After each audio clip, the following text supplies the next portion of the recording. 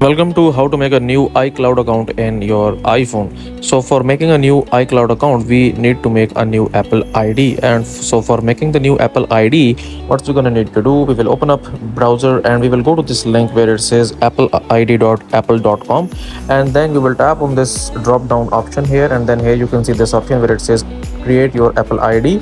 Then tap on it. Now please keep this in mind that you can only have one Apple ID associated with your one email. Okay, so for making a new Apple ID you will need a new email address. Okay, so just wait for it. It says that 503 service temporarily unavailable, so you can check in your country as well, and this link should open up, and then here you need to just basically sign up, okay, with your name, your Apple ID, your phone number, your email address, and then your new Apple ID will be done. Okay, so that's it for this video, guys. If you find it useful, kindly like this video and subscribe to my channel, and I will meet you in the next video.